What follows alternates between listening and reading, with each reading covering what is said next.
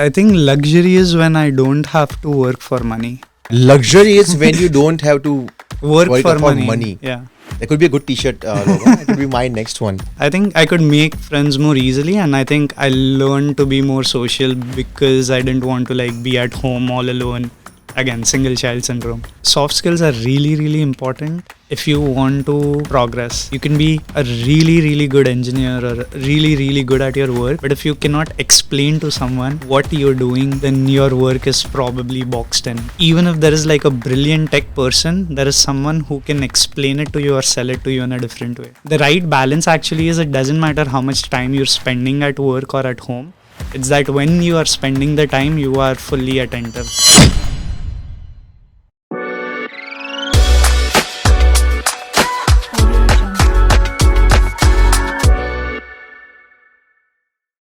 Hello everyone, welcome to yet another episode of the Halak Show. Let's talk about the logistics. If you have new to the channel, please subscribe. Help me, let's set a goal going forward. I'm going to say at least 10,000 till the end of this year. And 10,000 is not an unrealistic number because we already are pushing 8,000. 2,000 we can make it happen. And let's set a goal today. It's more relevant in today's episode. My today's guest is, let me paint a picture. So he's from Mumbai, humble beginnings. And from lens that I see him, there is an arc. It's a big leap. And some people say there is destiny. Some people say there is a lot of luck. In this case, there is not luck. There is a lot of calculation. There is things that we don't know, that the person knows. And as always, he was also questioning his presence on this set. And by the time this episode is done, let's see if he can change his perspective or maybe get him more in depth with what this podcast is all about, right? It's about storytelling through my lens.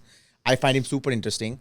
And without further ado, first let's bring him in the conversation and then we will, jump into it. So Nimit Desai, welcome to my show. Thank you. How are you doing? I'm okay. Good. You're nervous. Yes, quite a Yeah, bit. me too. Every time I start the podcast, the first few minutes are bumpy. Okay. But then once you start getting into it, once you start having the conversations, again, I just have some segments, some questions planned. Mm-hmm. And again, the whole point is to first get to know you a little bit. So I know you are from Mumbai, mm-hmm. but I don't know a lot about you. The reason why I'm more curious to know your journey is because what I'm seeing right now and versus what I think I know is a huge drastic difference. So it's a fun journey that we will take, right? Mm-hmm. So you grew up in Mumbai, and how was your childhood? How was your childhood? Let's start with that first. I'd say my childhood was pretty basic. We were 5 of us in a really small house. Yeah, we had everything that we needed, some things that we wanted. It was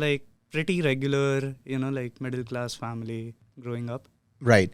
And how were you in school? Were you a front bencher, back bencher? Yeah, I was a teacher's pet. Generally on the first bench, very sincere, I would say. I like to study. Yeah. I have interviewed about you. I think you're probably 25th guest or something, but okay. You're probably the first front bencher who has claimed the authority on it. Yeah. I've never had a front bencher. Yeah, why not, right? I like to study basically when I was in school, so it wasn't, I don't know. Also, what was your favorite subject in school? In school, actually, I had a really good history teacher. So I really liked history quite a bit. And maths and science. Maths, I understood. Okay. So I was good at it. But history, I really liked because of the teacher. I think they play a very important role to, help you learn something, and it's fun. So history teacher did that for me. That's such a fun conversation, average and front bencher. For me, my favorite subject was English because that was fun. Sanskrit because I was able to score good marks. Uh-huh. I took that as a language. And I think I was trying to be good at history, but I think I am better at history now than what I was back then. Because it never used to fascinate me. I mean, I was remembering dates and people went on war. Why did the wars happen? And also, one of our common people who we know, your brother and my best friend, he always says history is written by people who are from that country and from their perspective. So I used to always feel, what happens if I go somewhere else and look at the same war from their angle and how it will different. So back then I didn't know so much. Now, also, it makes a difference when who you're accompanied with, who are your surroundings, right? Did you have a lot of friends when you were growing up? Yeah, I mean, I had few sets of friends. So again, I'm a single child. Okay. So you learn to make friends because otherwise you're doing a lot of things alone.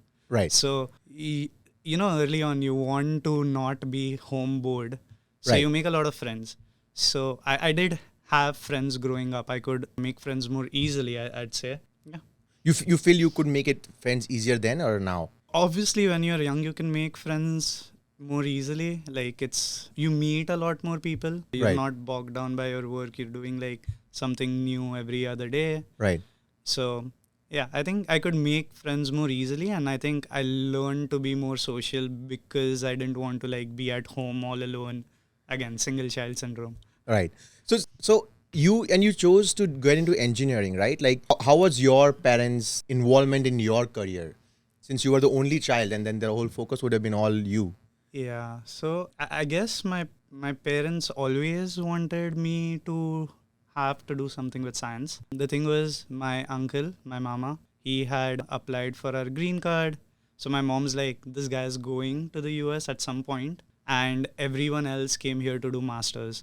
So engineering was like you become an engineer. So their focus from, I don't know, when I was very young, the one thing that I was told is you have to study, you have to become an engineer, and then you have to go and then you do your masters. So that was like set for me. It's like a typical parents, right? Yeah, I yeah, mean, yeah. But Indian parents. no, Let's say yeah, typical Indian parents. typical Indian parents, but not in the sense that I was ever pressured to do certain things. It was Right. like no, you should do this, but a lot of decisions along the way were also mine. Like it's not like I did something because I was told to do something. Right. Maybe like when I was really young, yes, okay, I just say whatever they do, but I think I wouldn't go back and change anything if that's what it was. Okay. And do you think also your love and your fondness for math and science kind of helped a lot because engineering is a lot to do with science and mathematics and It does, but I think the main point about engineering, if I were to think of it, is just problem solving. I used to love puzzles. I used to like solving problem or be curious about things. Right. I wouldn't leave it at okay, this Yes, you are. happens. Like why does this happen? And that is more important than like learning maths and science. Like science had biology, chemistry, A lot, physics, yeah. yeah, and they don't really help you when for the job that I do today. right, right. So yeah, it's more about how you think, how you want to curiously ask questions, or why does this not work, and like you're googling. Like we didn't have Google, but you're like constantly trying to be like, I want to solve this. Like why isn't this working, and I want to make it work. That sort of, I think, is more important than be like engineering is a good discipline to get into if you have that mindset. Right. Again, curiosity like plays a big part into this. Like you were Mhm. curious for all good reasons. I was for the opposite reason. Because every time I didn't like a subject, I would probably try to make up excuses for, if I didn't do well, if I did well, I would never, One thing I learned that doing well and achieving something comes at a very hard cost for me. So I used to never, boast about it, I did this, that. I would keep my head down. And that's how I learned, my dad used to always tell me, एक बार आई बस That's typical. अगर ना आयु तो Yeah. I was like somebody's going to get hurt. My dad was, but he would never. But my dad was always supportive too. Like he was like a friend to me. But he would tell me always, keep your head down.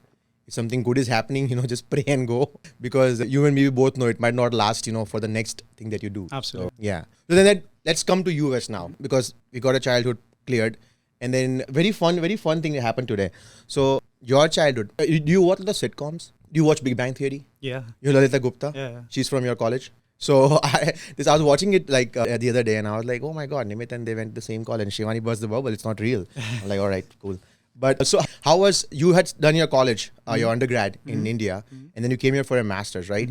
Like how was the environment in USC? Big leap from there to here, right? Yes and no. We were still like students living in like sharing rooms. We were like 4 people in 2 beds. I wouldn't complain. It was still good. But I don't know, like USC, the country was different. We were in LA. But the year and a half that I spent in my university was just like going from college to your dorm or your house and just getting through the courses. I think the goal was very clear when I came here. We took a lot of loans. I was here to like make sure, I don't fail. Again, it was not pressure that I was getting from somewhere else. It was pressure I had on myself to make sure I can't go and not do something. Like there were a lot of like hopes and aspirations. Like, no, you're here. We're sending you to study. So that's what I did for the first year and a half. So wait, you were scared about failing and not just getting like a lower GPA? That is fascinating to me. I mean, like for me, it maybe makes sense. Scared of not failing. But I mean, okay, keep going. And this is interesting. I guess it's a different set of education here, right? So I don't know what exams look like here, right? How do you get graded? What is yes, A? It's very different. We didn't have all of that. We didn't have a GPA system in my undergrad as well. We never studied, or at least I in India during my engineering school did not study during the half year that we had. I was in like different groups. Like I was in a thing called Orion Racing India. We were making cars, like clubs and all. Yeah, how doing they have like here. extracurriculars more, and then you study like a month before your final exam, and then you get the grades that you get. Right. Out here though, it's like a constant thing. Like you also have to do well in this homework, and like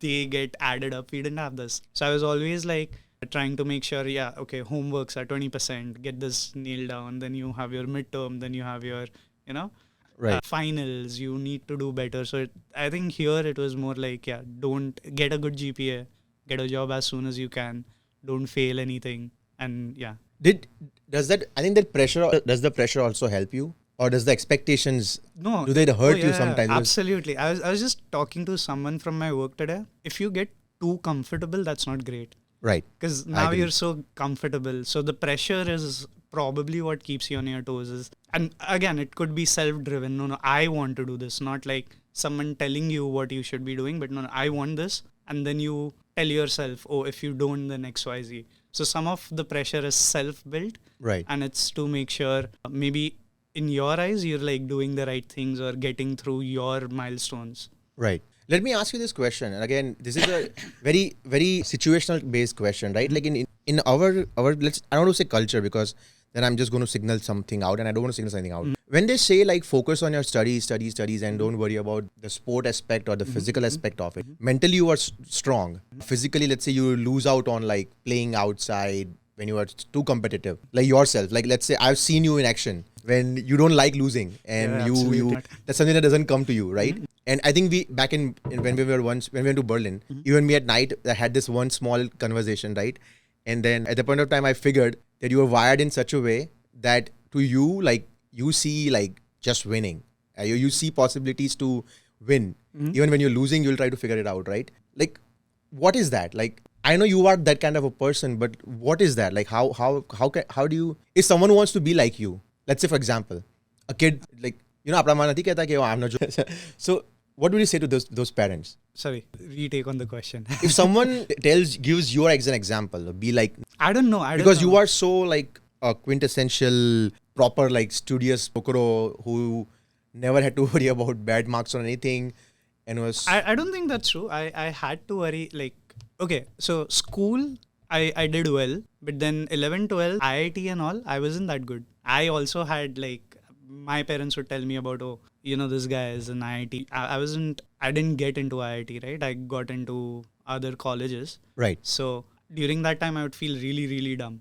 Okay. Right. Like those 2 years, like there were really smart people all around me. So it wasn't like you have to. I think the winning aspect is more about the problem thing, right? Like, why can't you do it better than others? Like, why can't you do it the first? Right. Like, what is it? So winning is, you have fun, you play the game, but you also want to like, not like, why do you play? Like, okay, to have fun, but also like there is a goal. You want to reach the goal. Right. How do you do it most efficiently? That's how I think about things. Like, okay we are everything you think like that? Yes, I think I have a very analytical mindset, which is what me and my wife talk about a lot. Is I think about things very analytically, even when I shouldn't. But it's more about like just thinking through is what makes sense, what doesn't make sense. That's how you're hardwired, and Sometimes once you get like that way, then it becomes harder for you to change that nature. No matter how hard someone tries that, let go, but you will. I think that's the thing. I don't want to change someone. I mean, let's improve people. Let's like, when in a relationship, you try to improve the other person, but Right. you shouldn't like, there are some fundamentals that are set when you're growing up. I don't think you can change those fundamentals. Right. For me, the fundamentals came because of a lot of like stages in my life, or of like, if you do something with some set of like efficiency or like some set of thinking, it works out. So then you start getting into that rhythm, or start getting into that pattern. Right. So that's the pattern, is how you start thinking about things or looking at things. Right. You're also very fascinated with sports, right?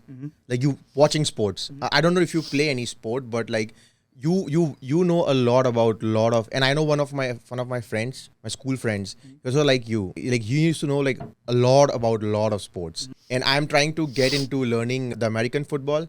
I'm having hard time. I've mastered cricket. I love watching football, the soccer. That's the big thing that I really enjoy watching. Obviously I don't get time. How do you find time with so much business in life and still keeping yourself up, knowing about a lot of sports? Like you love watching tennis. Yeah, I guess you find time. You don't have to watch everything. You have to keep up, right?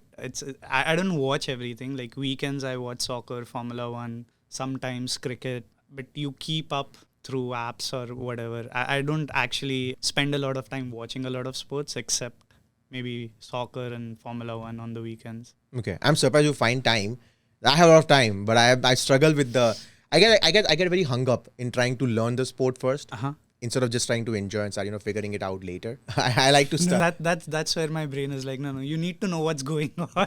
Fun is the latter part of Correct. the thing. Correct. So I try to break it down. I try to dissect. Do you believe like, when you're with somebody, you start getting their traits? Do you believe that happens to you, or do you believe that? Yeah, absolutely. Has life changed you from what you were? I think so.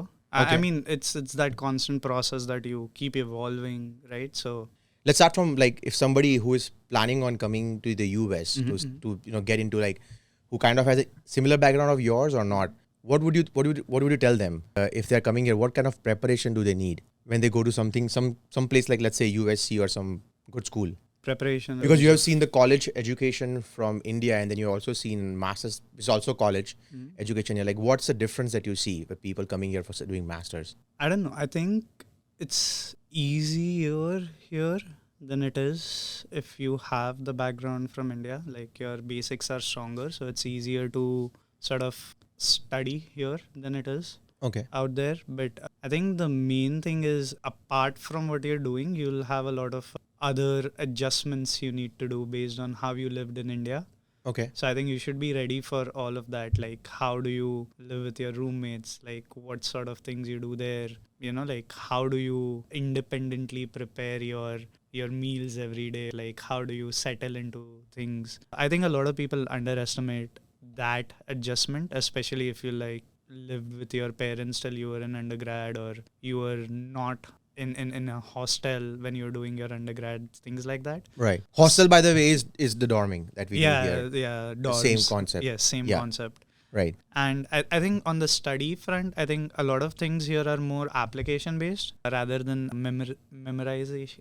I think in India, I would feel even like your engineering exams, a lot of things were based on memory. You have to remember things. Okay. Here, I think it's less about remembering things. It's more about understanding concept and then applying. Even in tests, finals, I think that's what I saw.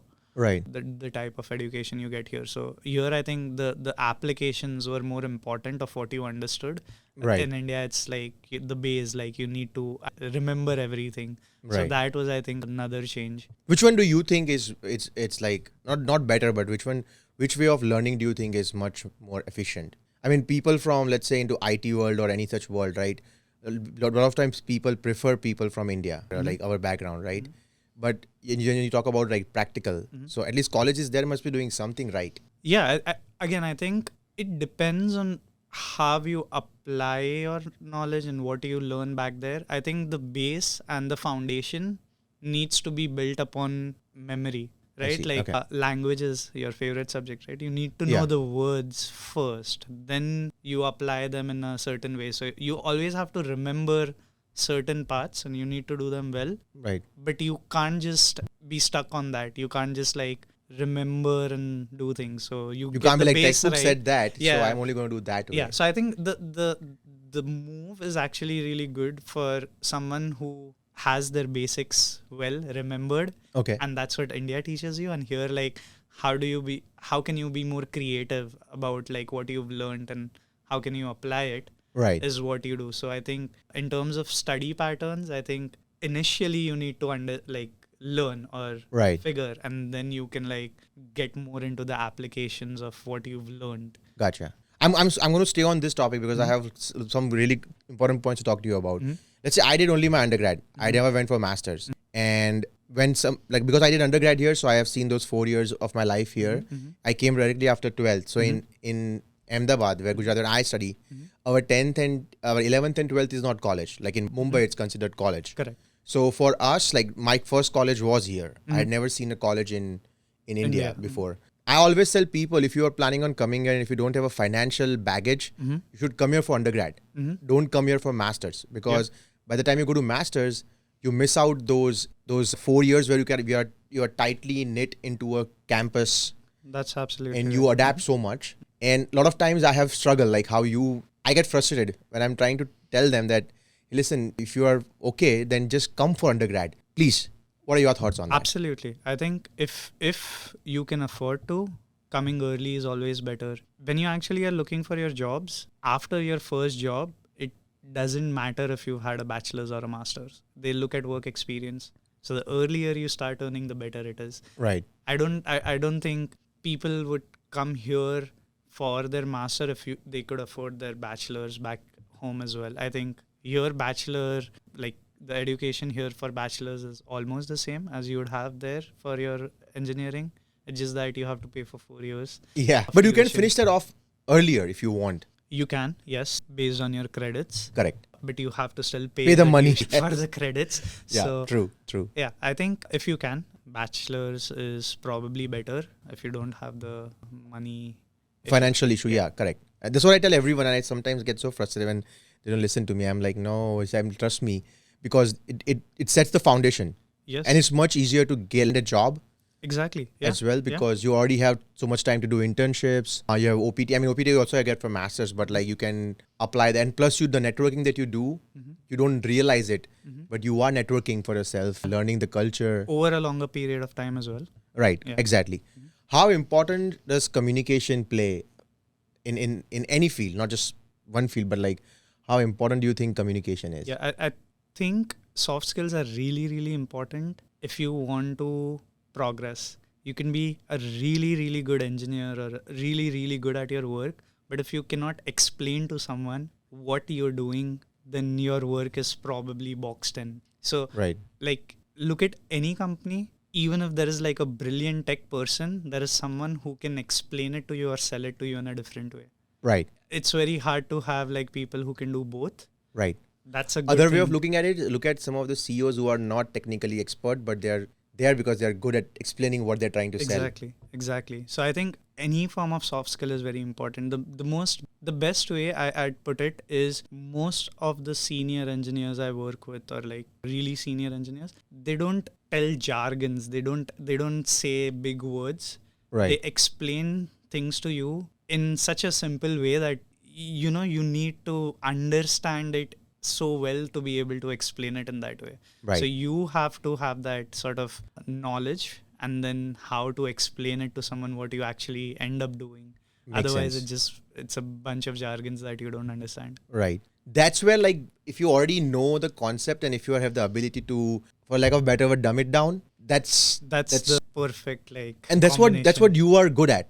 Sometimes when you're explaining something, you dissect it well. I kind of have also developed that skill to, not skill, but like over time, I've learned how to do that. Okay. I mean, I like Mac. Look at all of everything around it. It's simple for me. Like, it's just simple. And Android can be confusing sometimes, but I also loved Android. That's a bad example, but you know what I mean, like, right? Let's talk about the value of PhD. Now, we spoke undergrad. I'm not sure if you will someday go for PhD, which I won't be surprised if you choose to do that. But what do you think? Like, where are we headed with PhD? I have a Any very thoughts? controversial opinion on Yeah, PhDs. please. Let's do something viral. Yeah, I think people who actually pursue PhD from their own volition, they are like very true to like actually getting the knowledge and learning thing, which maybe doesn't pay them as much till they are doing their PhD. So I would think about people who pursue who like really love what they do and they want to keep researching or coming up with something new. For me, like study and education is the way to land a job and get some money out of it. Right. I think if you do and you like spend 3 to 5 more years, that's the opportunity you're not giving yourself to go and like To live.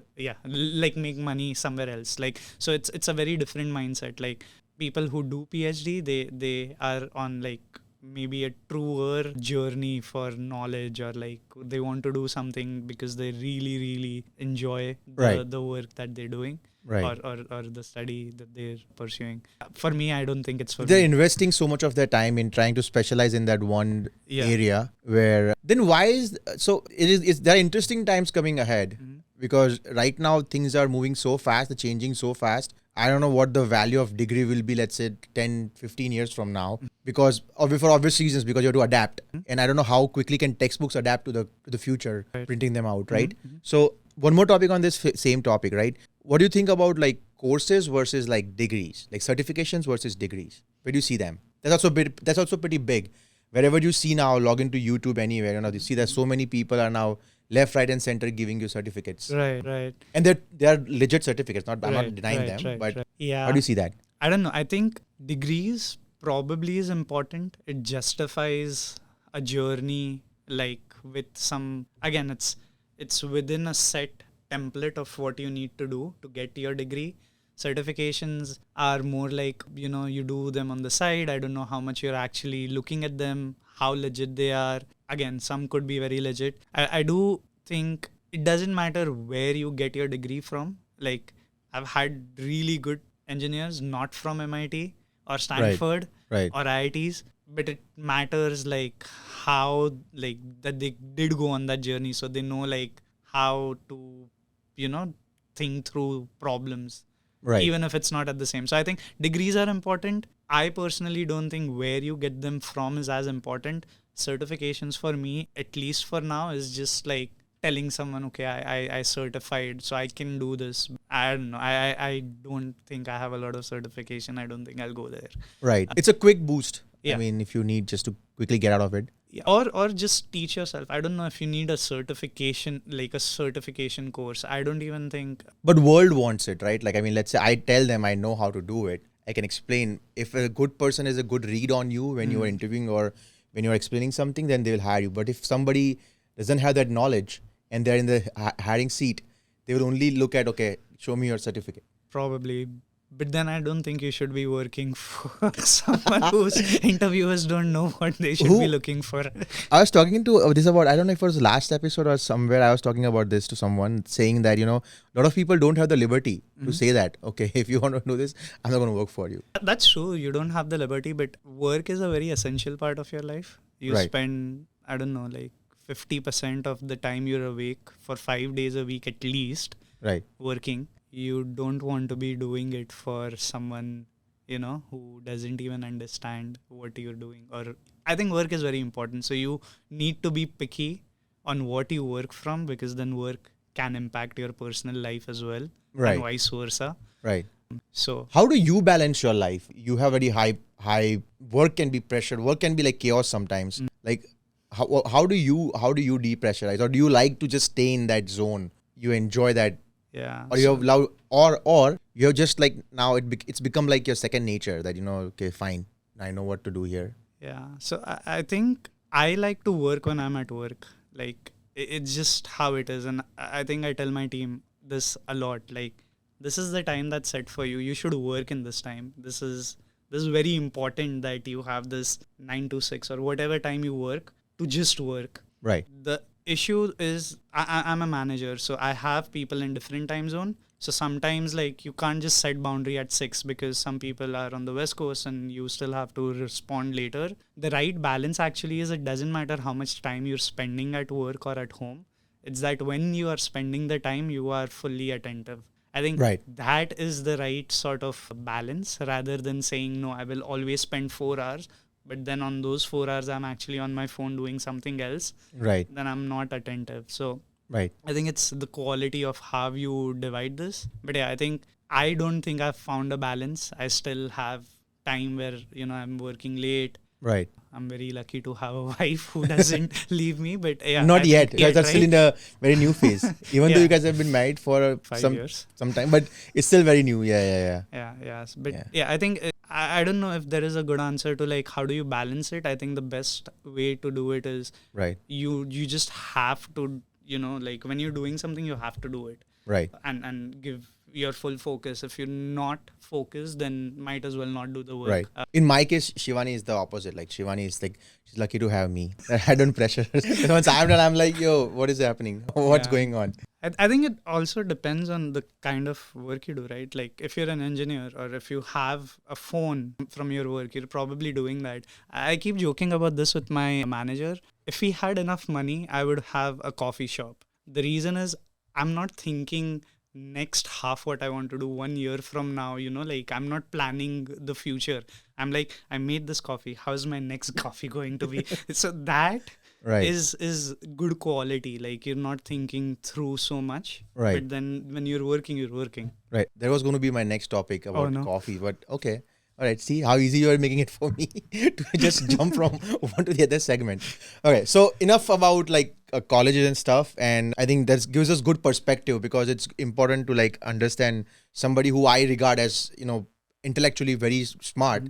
What do you feel, your perspective? It makes a lot of difference for viewers who are watching it, or if somebody's who's aspiring to come here or who's even aspiring to, it's never about where you start from. And it's not even about where you end. It's like the in between that you have to like dissect and figure out what's happening. So for you had such a humble beginning, right? I kind of have a similar way, but I also started like my people around me were like in luxury. We were not. So I kind of relate to you for that. And then when we got an opportunity, where I am right now, so blessed. You are so blessed, right? You would have not thought where you are right now, when you were in that space. So it's not about where you start from or where you end. It's just the middle part where if you keep pushing, you're going to keep going. And one thing about this country is it's very giving. Right. I mean, I don't know, because again, I can't say because I've never worked in India. But if I were to say it based upon my experience, I think this country has just given a lot. Right. Yeah. I think that's the thing, right? You work hard. There is luck involved. Right. But you optimize your chances by working hard so that when you get the opportunity, you can, like take on it because of all the preparation you've had so far. Right. Exactly. All right. Let's talk some fun stuff now. Too much of like set down. So now, all right. First, before I talk about this, do you have to have for luxury? What does luxury mean to you?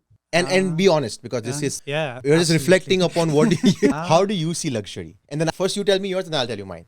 I think luxury is when I don't have to work for money, right?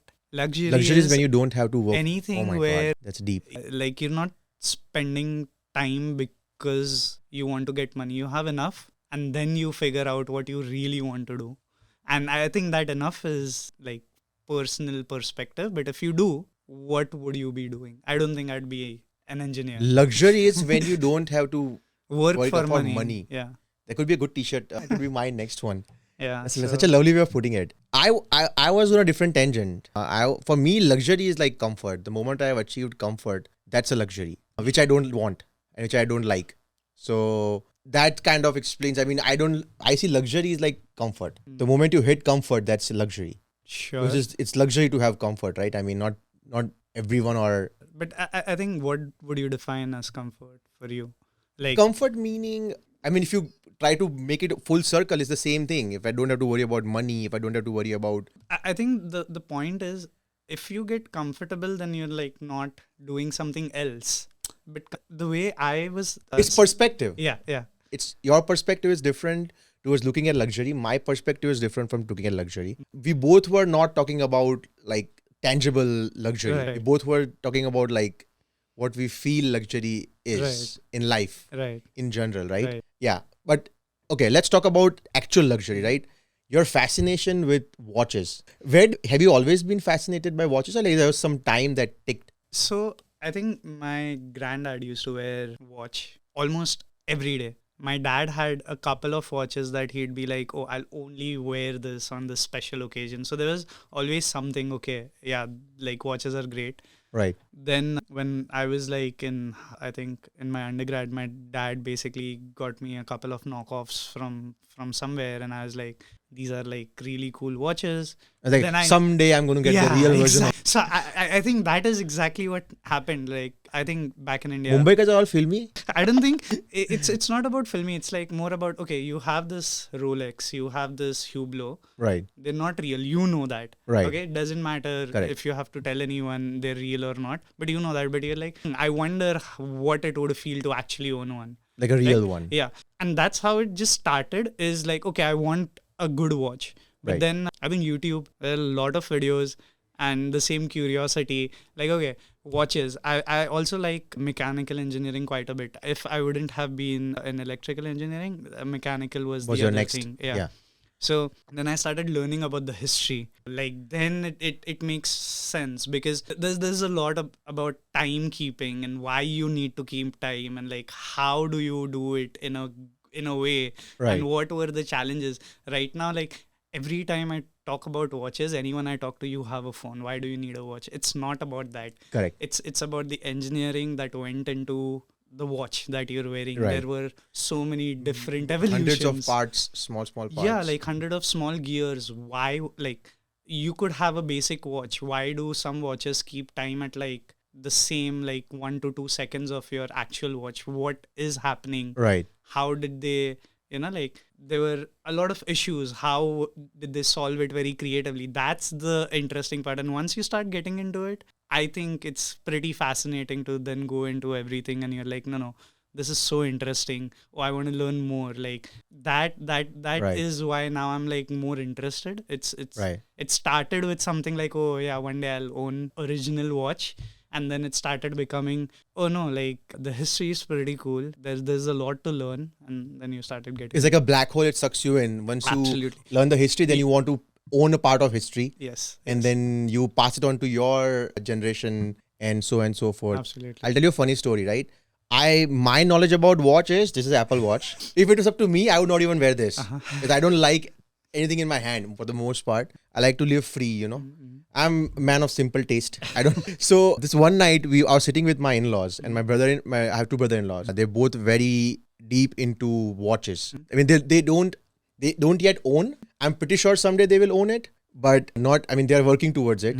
So they know so much about so many watches, and they talk to me all the time, right? And I'm like, I don't know, man, you know. And they've been trying to tell me to get into watches, and I'm like, they've also been trying to get in. They were the ones who kept pushing me to go into even Formula One. Now I am very very into it. Now I enjoy watching Formula. And I was like, what's the top dog of watch company? And they were like, Patek Philippe is like, up there. Yeah. I was like, yeah, and I was asking like, okay, how much would that company cost? You know, it's just a watch company. And then I don't know if you know, but I'll tell you a number. So I was like, okay, I started off with I always started with millions, and they were like, are you kidding? Are you kidding me? Exact words. I'm like, I don't know what watch can cost. They're like, go in billions. So I'm like, okay, billions. I don't know if that's true or not. And then I started going upwards worth of like 10, 20, 33 billion. I think was something back then. I think there was a valuation or whatever it was for that company. So I was like, $33 billion. And I was like, my jaws dropped. Yeah. $33 billion company just for watches. And then they were telling me how exclusive they are. They only pull up, they only make like 10 or 100 pieces at a time or something like that. Yeah. And that I was like, okay, wow, there's a different way of looking at luxury. That once you own it, then and these are like gold, right? They go up in prices. Yeah. They do. But yeah, I think you're right. But I don't think you should. I don't know if watch, like, okay, there's a way of looking at watches as luxury. Yes, like you own something exclusive. Let's say, don't give me exact number. How many luxury watches you have by now? Okay, just say yeah, up or down. Okay, 3, More. 5, More.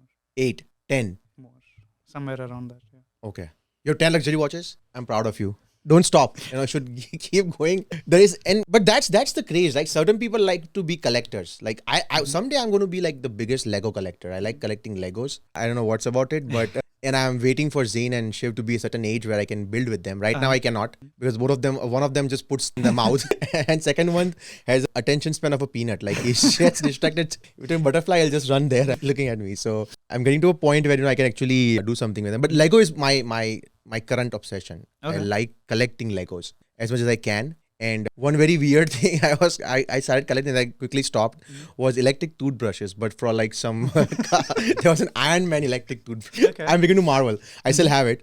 I think I spent good amount of money on it. I don't know. I have not opened it yet because I'm still, I can't use it now, and I'm going to give it to Zayn someday. But like I have it. But yeah, so like that's other.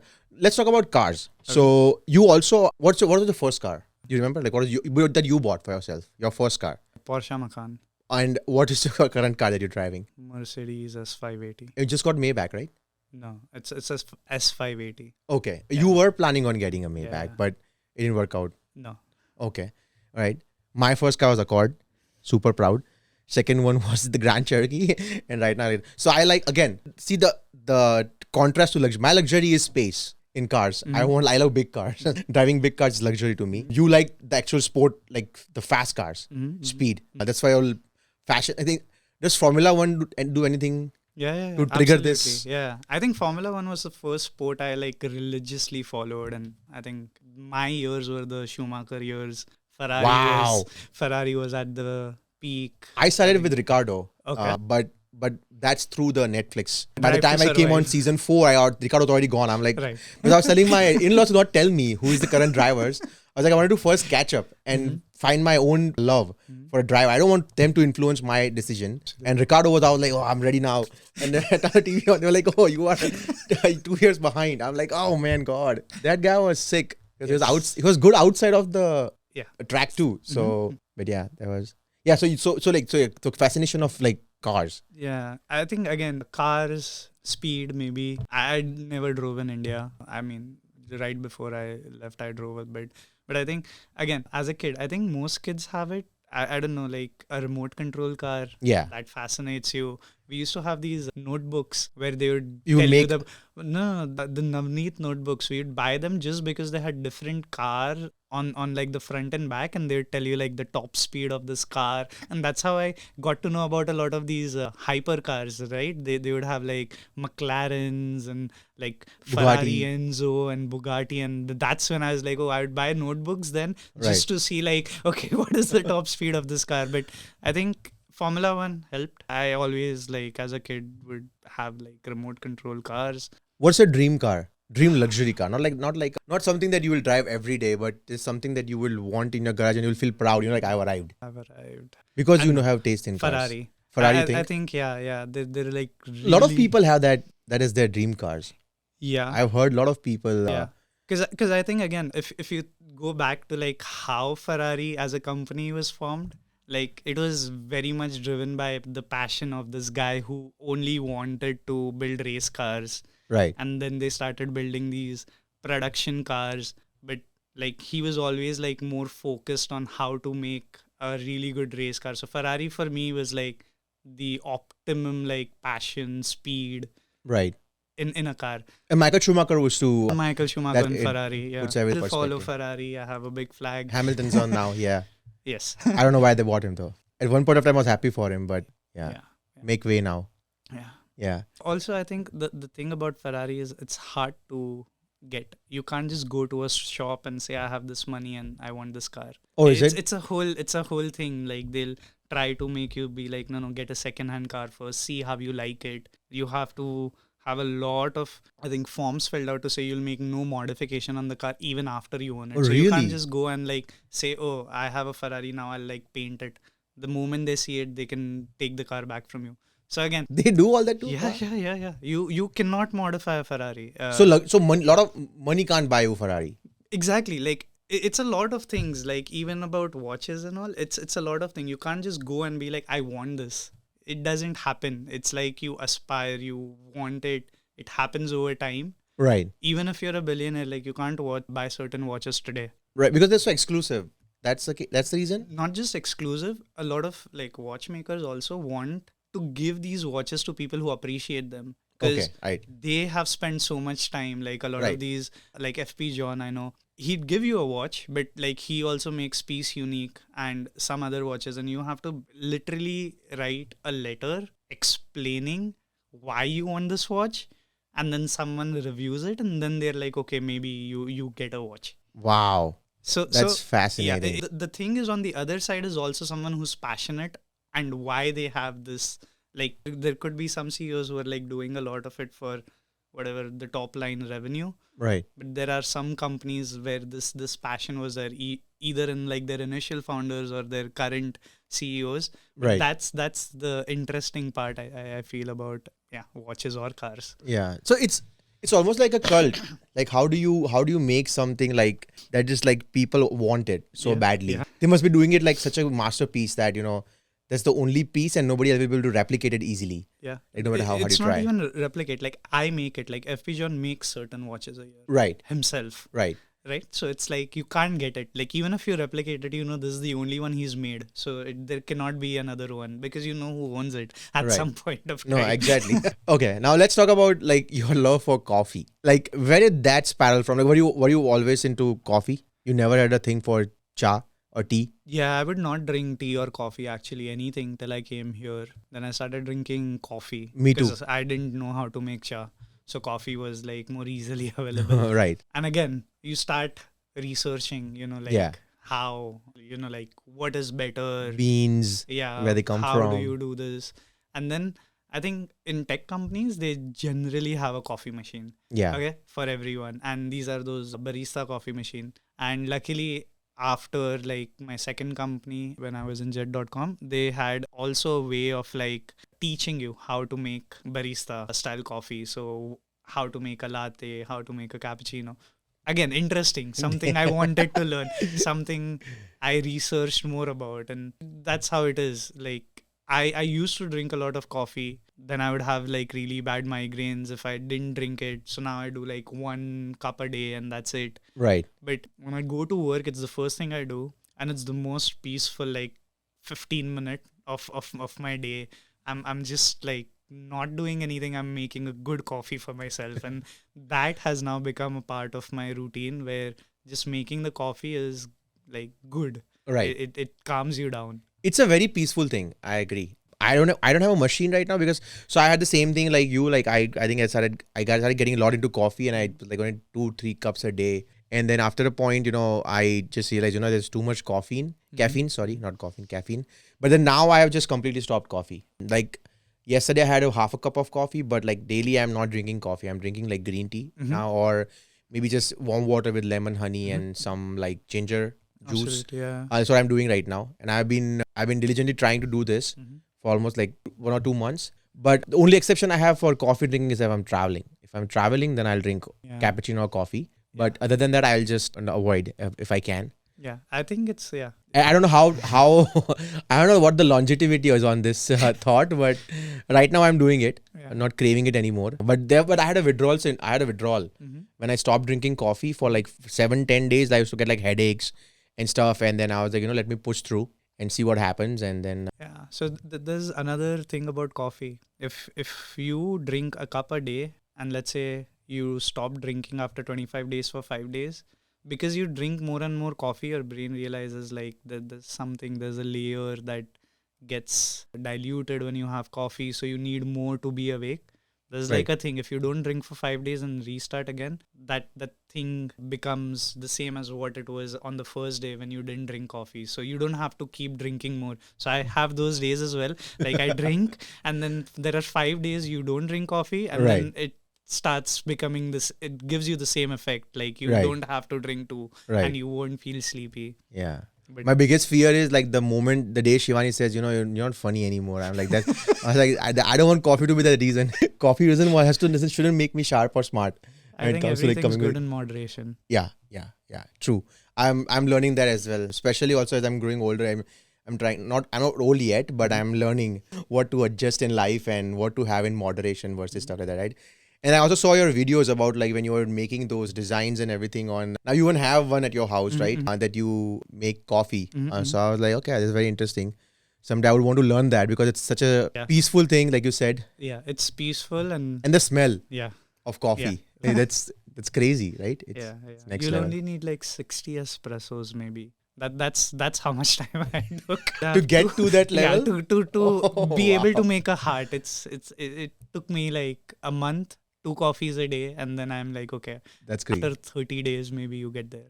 That's awesome. Yeah, coffee had that effect on me, but I'm little that I've not been drinking. But like I said, right, I have an exception. If I am out, I'm going to drink it, right? And then on this segment, my final topic is regarding travel. Obviously, I have traveled a lot. You have traveled a lot as well. Lately, you've been traveling. Been seeing your Instagram, Rashi's Instagram. So without thinking, what's your favorite country till date that you have traveled? Oh, Switzerland. Has to Switzerland. be. All right. For me, it's London. Okay. But let's talk about travel does to you, right? When we came here, obviously, when you are on H1 or your green card, you have like restrictions. No, not on green card. H1 you don't travel much. But then once we got green card, we started, let's not go to more towards east. Let's like exploring west. 5 hours this way versus 7 hours this way. I can land on anywhere on the Absolutely. Yeah. eastern part of the Europe. That's the good thing about living in New York, right? Correct. So how do you feel about like what traveling does to you, or how does travel make you grow, So or first of or all- opens your world? Yeah. So first of all, Rashi is the one who likes to travel. I travel because she travels. Like I Okay. also like to travel, and travel does different thing. For me, it's mostly about detaching from work. I did not used to do that a lot, but now I do. But yes, I think for us, traveling is about just seeing different things. Everyone has a bucket list, and you want to do that. But lately, we've started realizing every city has those roads or something, right? Okay. It's not about you go to the city to do something. We go and do more like food things, like taste different food Foods, items right. from. Again, we are vegetarians, so we're very limited there. Right. But it's more about like those experiences, because I think if you live in New York, I don't think you're like, except looking at Eiffel Tower, you're not going to do anything else in Paris. So Right. what is it that you do? Correct. Is you try like food. I think is the best way. We think culturally you get along, Right. like sit at CN and have some bread, like Right. it is so nice. So Right. I think travel for us, Rashi really likes to travel because it helps her detach and like just do things. But for me, yeah, I think it's started becoming a lot more about like this country has different food and they make it differently, like Yeah, they do, You, they you do. go to India and you have Mexican, it's going to be different than what you have here. Yeah. You go to like London and you have something else. Like I don't know. Like as simple as tomato and mozzarella with some olive oil. When I've eaten that a lot, but when I ate the same thing in Athens, Greece, it was It's different. so right? different. I know. It was tasted fantastic. I don't know what they did there, but I had never tasted just a tomato and mozzarella with some basil and olive. I've never tasted something that good anywhere else but Yeah, there. So that's what kind of a traveler are you? Are you like, I'm going to watch everything in this trip, or I'm going to watch these three things, but I'm going to take my time and watch? What kind of travel are you? So I think You we and have, Rashi. we actually do two. We have like a trip where we want to do everything, Okay. and then we have a trip where we don't want to do anything. Okay, that's Right? amazing. So like you alternate. That's how we've been strategizing. Like you alternate one trip, you want to go to a city and you're like, okay, you're going to do these things and you have a schedule and you do those. Right. And those trips are like not for relaxing. It's for exploring. Right. But then the next trip is going to be more about, I don't want to do anything. Like we're there. It's either a place you've already been, Right. or it's like an all inclusive, or it's like a boring city somewhere Right. where you're like more like, oh, there's nothing interesting here. Right. It's more about just exploring. Also like it rubs on you. Like do either of you rub on each other? Like for example, there's like you like this way of traveling, but she can influence you to become that person. Yeah, absolutely. I think if it were up to me, I'd just go and explore everywhere. Yeah. Relaxing is very hard for me to do, right? So I can't just sit somewhere and be like, okay, I don't want to do anything. That's just not me. I Right. can't do that. So yeah. It I rubs have on my you. moments. Like some days, like so I like to go hard on my trip the first 1 or 2 days, Mhm. and then if I'm going for 5 days, the last 3 days I'll chill. Okay. But I want to go and see and plus I also always have like, I know I cannot do justice by rushing to everything, so I have marked my spots. Okay. So like when we went, like last time when we went to London, I was like, I'd already seen all the big monuments, but Westminster Abbey was something that I left it because I love exploring history so much. So I went with Neil and Drumit and us, like, and I was like, this is the only thing I'm here for.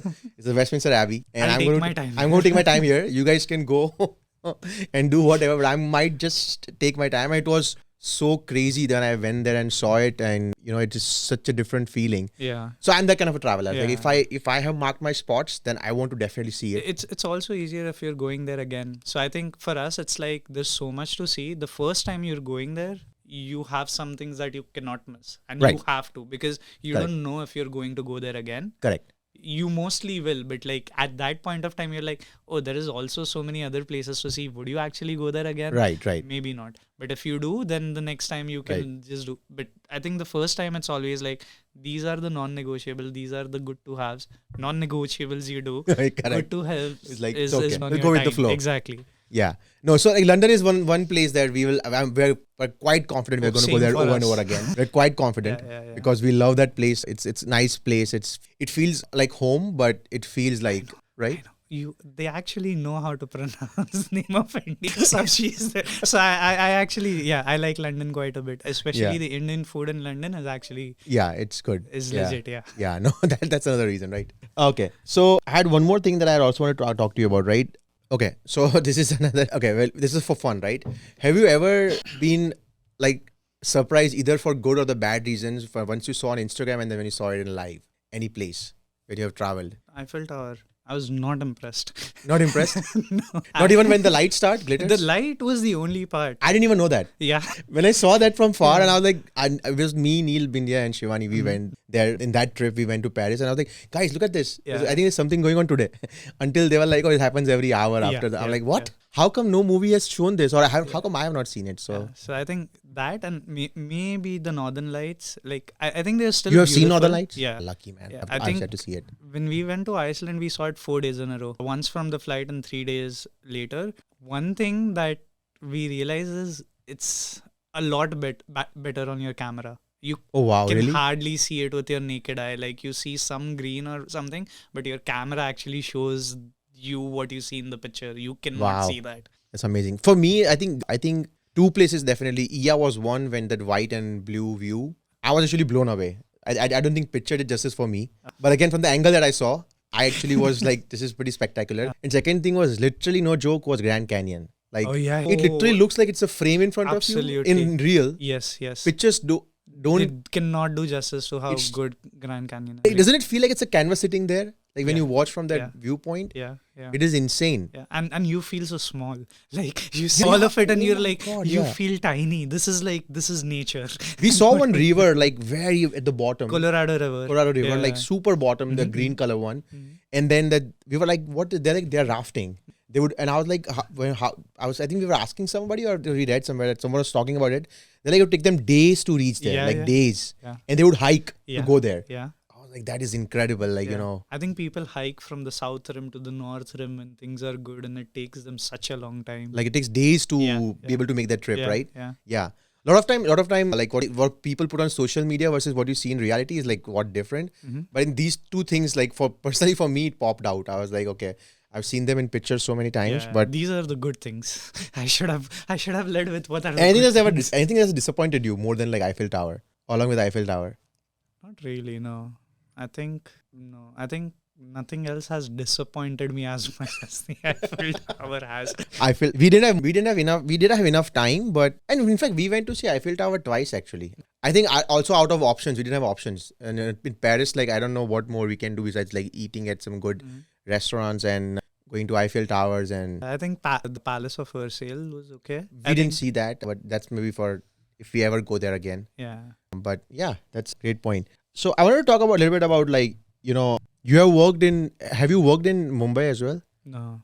So you only worked here. Okay. Because I was going to ask you about like, work styles from both the countries, right? Yeah. I only did like internships in India, like one internship. Never actually, did anything. Were those internships like getting me a coffee kind of internships that you see? Not really. No. It was like very interesting internship. I was there for a month Yeah, I think most of the time I was just doing my thing on the side. I was the intern. Okay. So no one cared. But yeah, I don't think I know enough about working in India. So now we hear about like a lot of these statements that are being made by work, and you should work 80 hours, you should work like you should like just work. Do you have any opinions on that? Like, Yeah, I think there's a new term, 996, okay, in a lot what's of that? startups, 9 to 9, 6 days a week. This is something that a lot of startups are doing now, especially in like the Gen AI area in 9 to California. 9? 6 days a week. Wow, Right. And it's crazy. yeah, I think a lot of startups have this culture, even the ones Okay. the problem I think I have personally is I can be at work 12 hours a day if you want me to. I cannot concentrate for more than 8 or 9. Like even 8 or 9 is like the higher limit. I mean, there should be like some way for you to like detach, because I think even for a performance, it's important that you detach and then you come back. If you Yeah. can't solve a problem, go walk and then come back. See, you will see different angle, different Yeah, views. you need fresher eyes.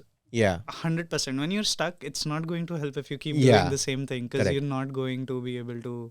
I used to tell my mom the same thing when I was young. I was not fond of reading, and I was like, it's no point. I mean, at this point of time, I'm just going to read loudly, but nothing is going in the brain. Yeah, you're just parroting things. Because I had a tuition teacher, and then this is fun story. Okay, in college, we had he also was also my school same subject teacher, was a tuition teacher subject.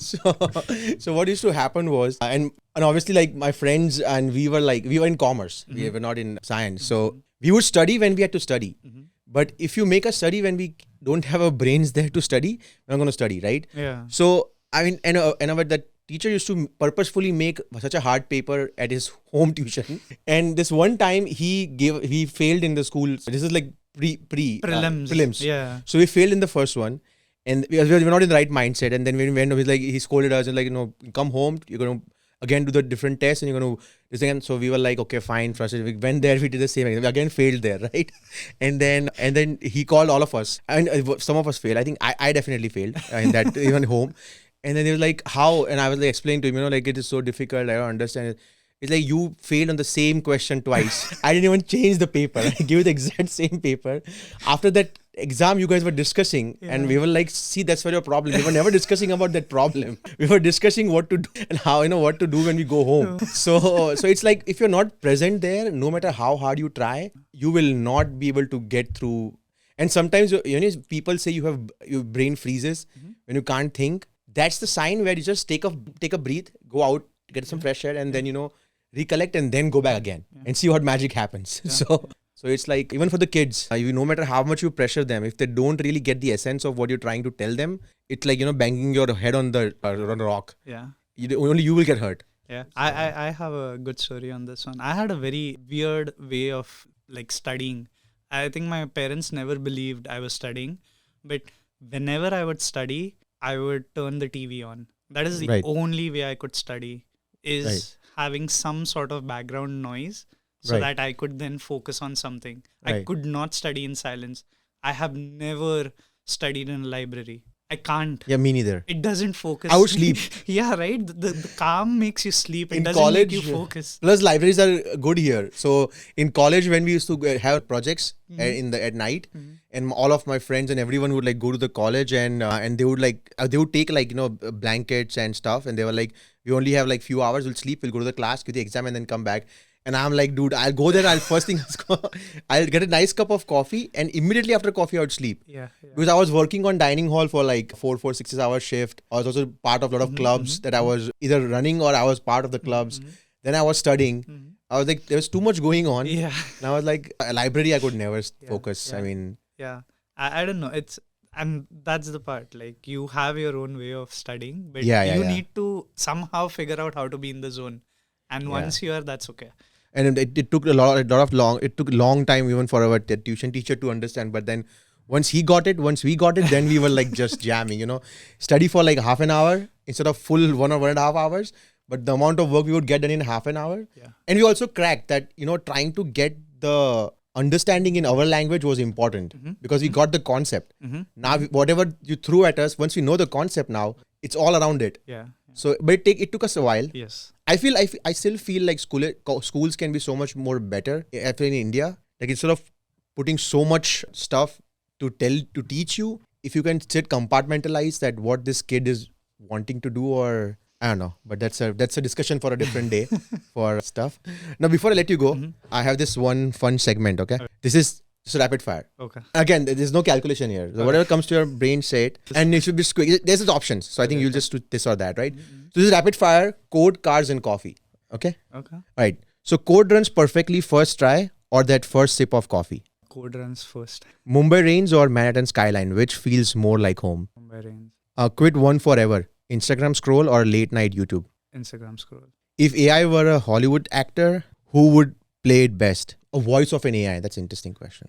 Amitabh. Bachchan? I was thinking Hollywood, but he has also Oh. worked in Hollywood movies. But Sorry, Hollywood. I didn't. Yeah.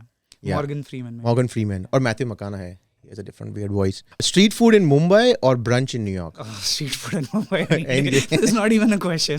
Explaining your job to relatives or AI to parents? Tougher one. Yeah.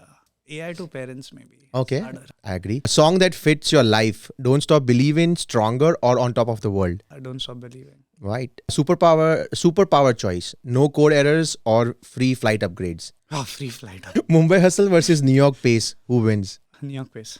Right. Gift your younger self. Better laptop, advice or sleep? Sleep. If life had an undo button, what's one thing you would still choose to redo? I'd still choose to get fired from my first job.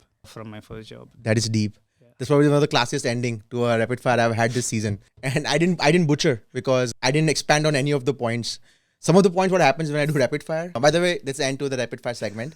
But every time I do this and someone says something, then I'm like, oh, why do you say that? Then I have to like argue. But this time I was like, no, All right, last question. Any regrets in life? No. You cannot. I think you could have won No. not coming to the earlier season. But that's for me to tell you. No. But how did it go? So much fun. It was fun. Yeah. And it's 8. Yeah. And we could keep going. Okay. Yeah. But yeah. So no. Thanks again for coming to the show. Absolutely. Thank you so much for calling me. There was a story here, and I wanted to actually have others benefit from your story. Exactly what happened. So thanks everyone for joining. I hope you guys all enjoyed today's episode. Again, please like the video, share the video, show it to somebody who might need this to hear. And as always, this is your host Halak. You just watched this on The Halak Show, and I'll see you guys next week with the next episode. Thanks for joining.